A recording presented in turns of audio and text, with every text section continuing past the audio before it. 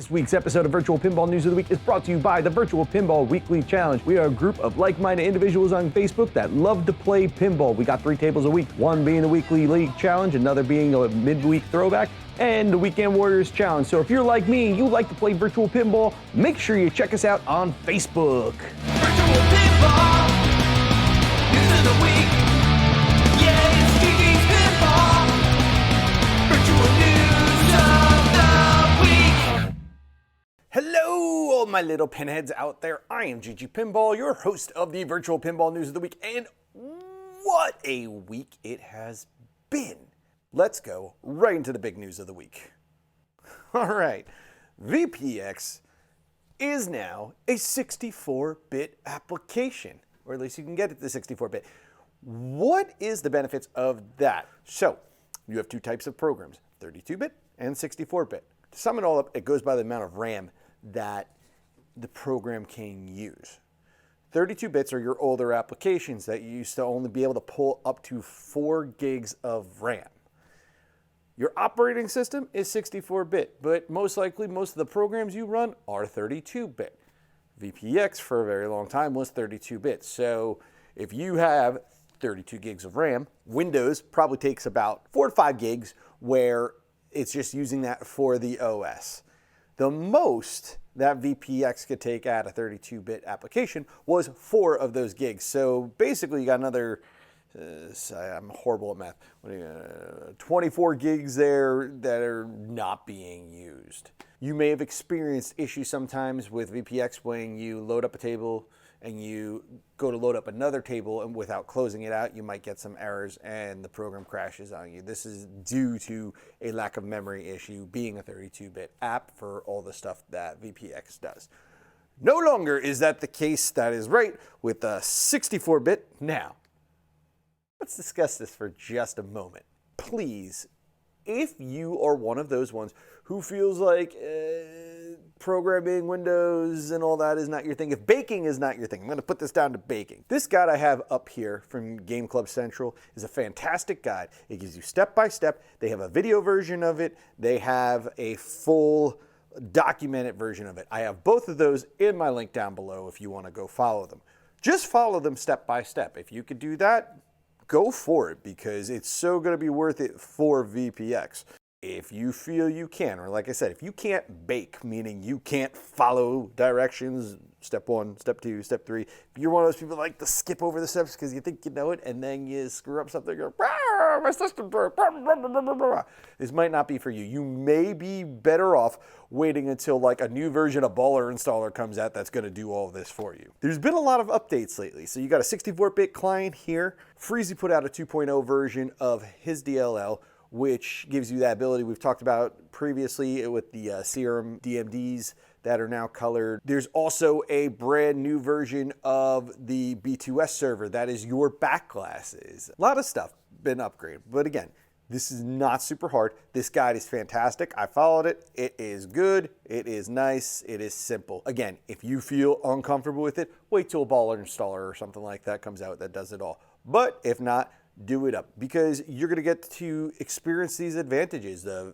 VPX will just run smoother. It's going to be able to pull bigger quality images, and just it's going to look nicer, it'll play nicer. And of course, going into our tables of the week, we're going to discuss the first table that has been released that will require this 64-bit version. But before that, I want to take a minute to thank everyone out there. We hit 1,000 subs on the channel, and we could not have done it without you. So thank you to all my little pinheads out there for getting us over to 1,000 subs. Hopefully 1,000 more to come, and so on and so on and so on, until I'm like this crazy ass like pinball rock. He's a pinball with it had to be. Nah.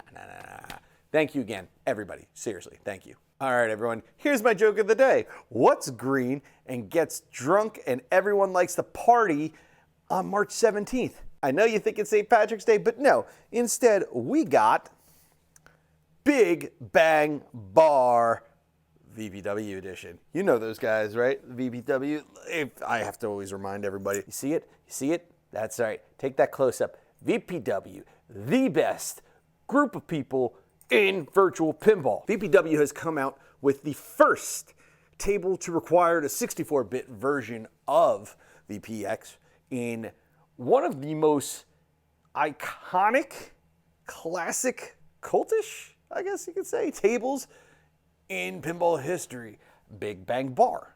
So for people who have not played Big Bang Bar, who have not had the enjoyment of it, Big Bang Bar was one of the very few Capcom releases. Capcom decided to stick their toes into pinball. It didn't go too well because they kind of waited, and then when they started to, things just kind of fell apart. I think there was only a few of Big Bang Bar that actually made it out from Capcom. This is a really crazy theme that goes with this table. You're going to a space bar, and it's quite the interesting bar. You know, you got the tube dancer instead of a pole dancer, which is kind of cool. You've got some cool modes where you got to chase the waitress around. It plays nice and fast, and you know, this version of it is absolutely drop dead gorgeous. As always, VPW is on every little detail that they can be. Like I said, this plays insanely good, insanely fast, and has some beautiful ramp. This ramp up here lights up as it goes, and it is just, it's gorgeous. It is a funny table to play. Might not be the best one for little kids, but it is fantastic. Make sure you're trying this one out and experience the realism that is the 64-bit version of a VPIN table. Next up, we've got an old one for you. This is our EM that I'm talking about for the week, a Miss O. It's a Williams 1969 table. Hauntfreaks had released this. Apparently it was a re-release. He's done some minor modifications to it. I mean, the table looks beautiful.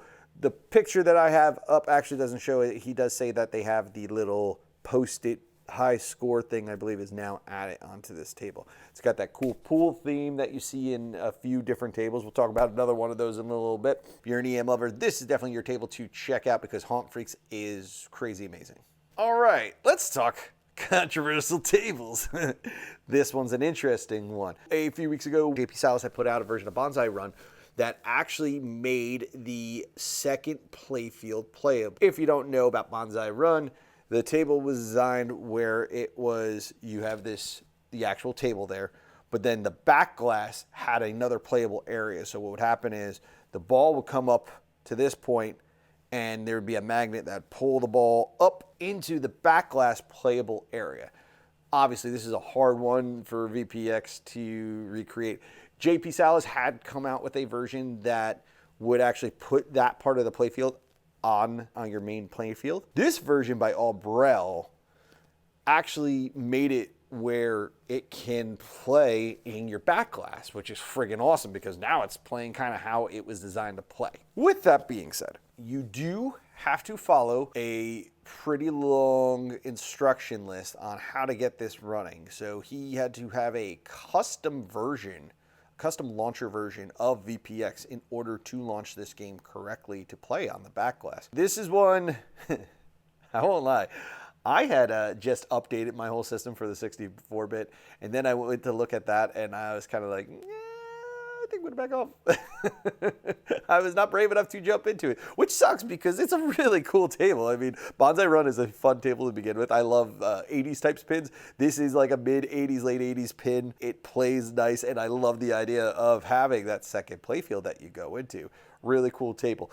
If you're braver than me, make sure you check it out because I love the idea that you now have the ability to play it more like the real thing. Up next, and this is our last table of the week, we are going to talk about the Last Starfighter, a Taito 1983 that xenonph has put out.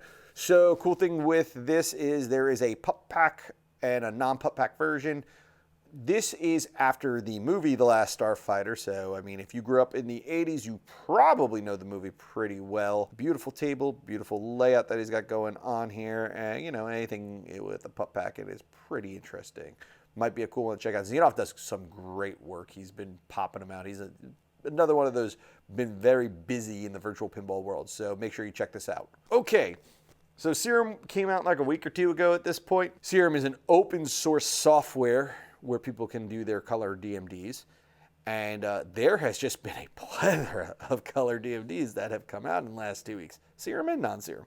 So I'm going to go over them real quick before we end the show. You have Beaster, who put out 3 color DMDs this week. All right, we've got Terminator 3 Rise of the Machines, we've got the Party Zone classic ballet table, and you have the X-Files. Next up, we got a color DMD by dtatane of Junkyard, another classic table. And I was talking about the pool before, those pool themed tables.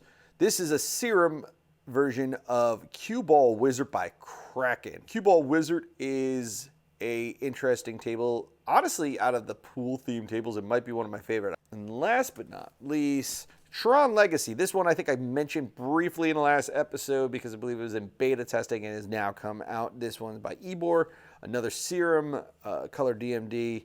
Tron was already a beautiful table. This is just adding on to the beauty of Tron. So, yep, definitely a cool one to check out. Well, that about wraps up for this week. If you like what you see, make sure you like and subscribe. Check out all my notes down below for any of the tables you've seen or these color DMDs you've seen. Also on Instagram, make sure you're following me, GGPinball on Instagram. And if you got questions or anything like that, make sure you hit me up on the email, ggpinball@gmail.com. I am GGPinball, your host. Make sure you're flipping later, flippers! News of the week. Yeah, it's